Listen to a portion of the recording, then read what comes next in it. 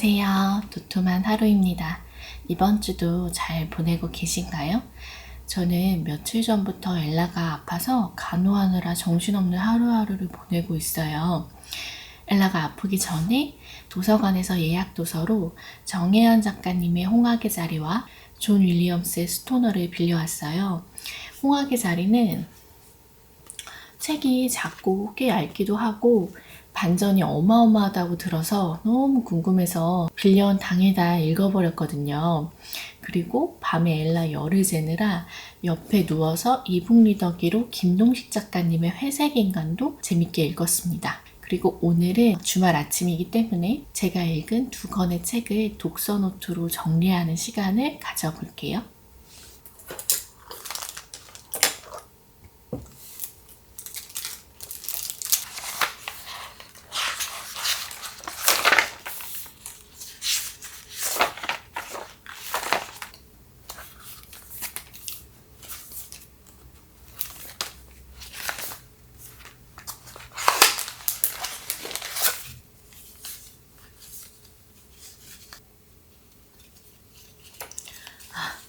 제가 이거 홍학의 자리는 프린트를 해놨는데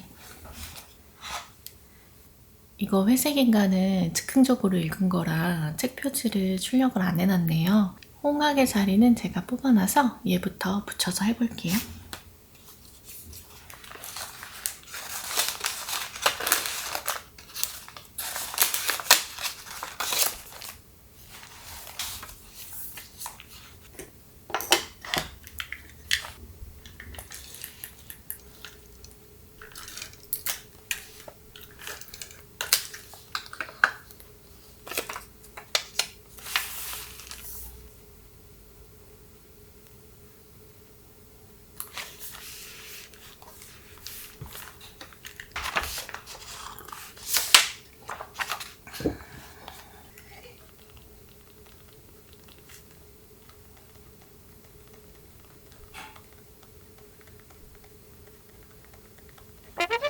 여러분, 지금 어떻게 된 거냐면 갑자기 밝아졌잖아요.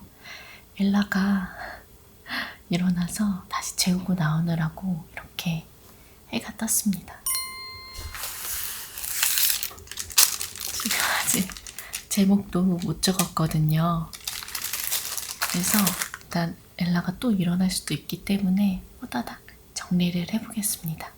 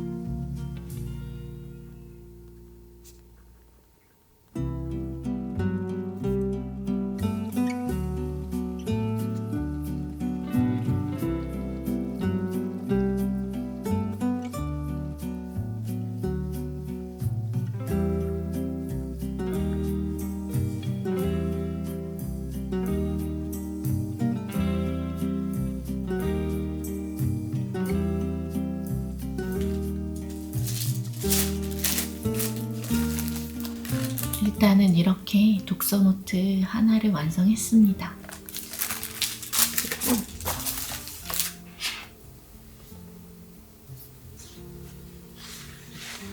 이제 요거 회색 인간을 적어 볼게요.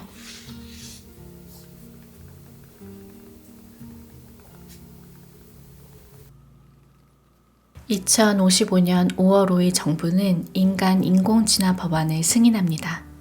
경제 발전을 위해 지금부터 태어나는 아기들은 간단한 시술로 태아의 손가락을 6개로 늘려야만 합니다. 시간이 흘러 6손가락의 아이들이 태어나기 시작합니다. 다행히 부작용은 없었습니다. 처음에는 6손가락을 가진 사람들을 신인류라 말하며 기대감을 가졌습니다. 하지만 정권이 바뀌고 인공지능 법안은 모두 조작된 것이라고 발표가 됩니다. 그리고 다시 손가락이 5개인 아이들이 태어나기 시작합니다. 신인류의 가족들은 손가락이 6개인 자신의 자식들이 차별을 받고 놀림을 당할 세상을 위해 싸웁니다. 사람들은 그들을 동정했고 신인류로 태어난 아이들을 위해 모든 것을 동원하여 차별에 반대하기 시작합니다. 그러자 놀라운 결과가 벌어졌습니다. 손가락이 6개인 이들 이외의 장애인이나 성소수자들, 인종차별과 같은 작은 차별에도 시민들은 크게 분노하고 적극적으로 나서기 시작합니다. 세상의 모든 차별이 사라졌습니다. 그것은 가능한 일이었습니다.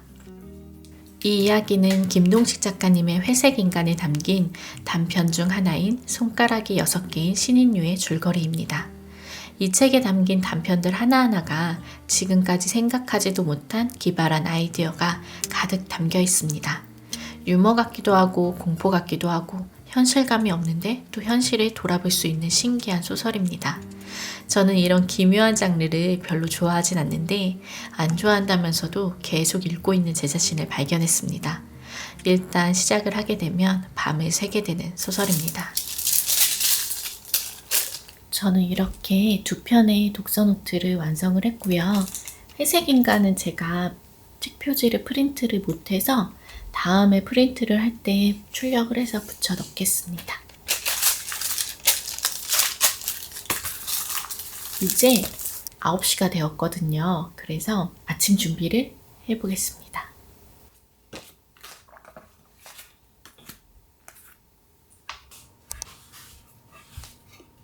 오늘 아침은 토달복을 할 예정입니다. 마음에 드십니까? 아침에 토마토 2개만 넣을까요? 좋습니다.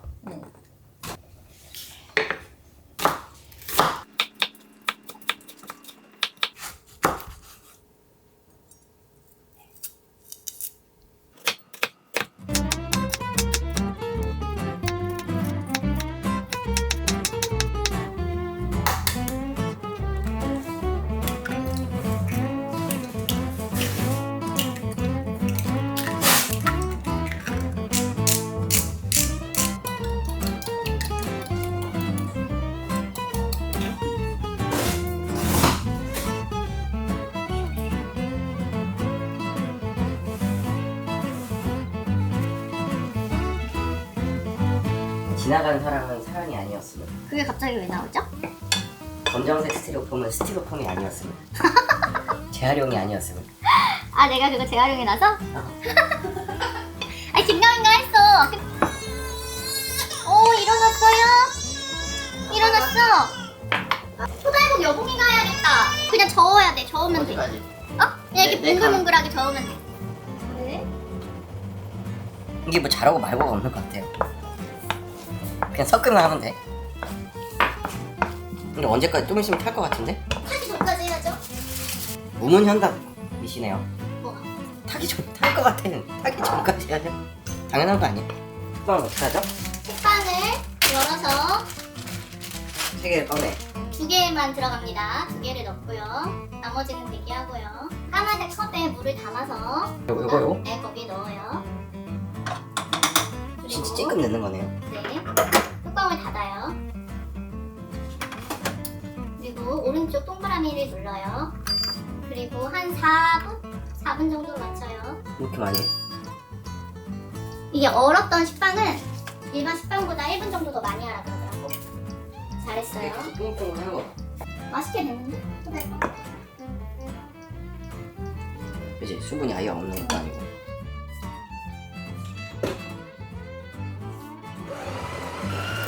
원두를 부어야 돼?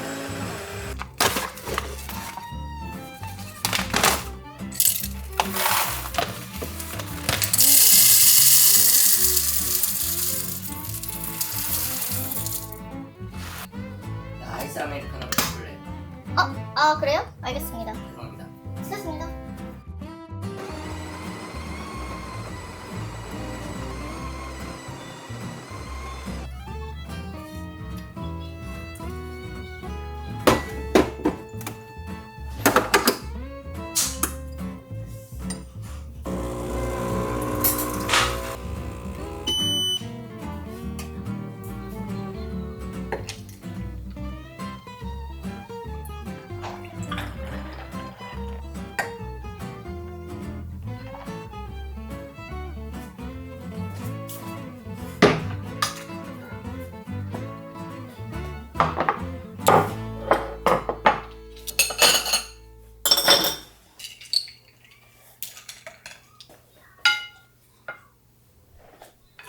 컵이 뭐 화려하네요.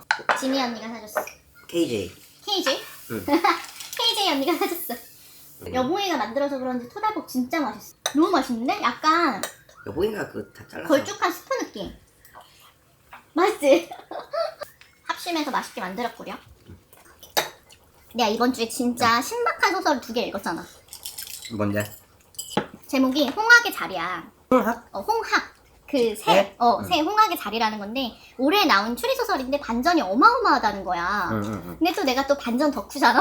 그래서 도서관에서 예약줘서 신청해서 좀 기다려서 빌려왔거든.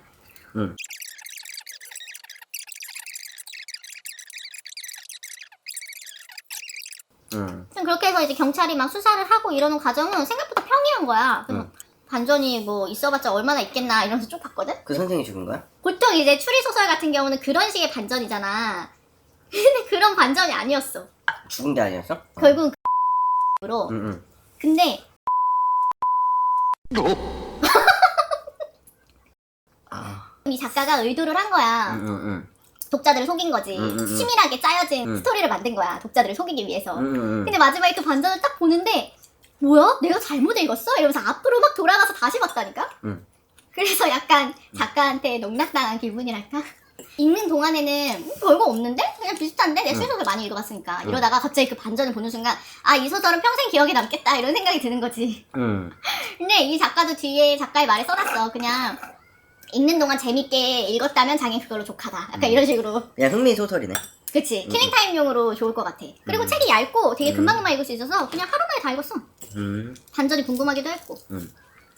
아, 진짜 추리소설의 반전이 그런 거라니. 상당하네요. 음.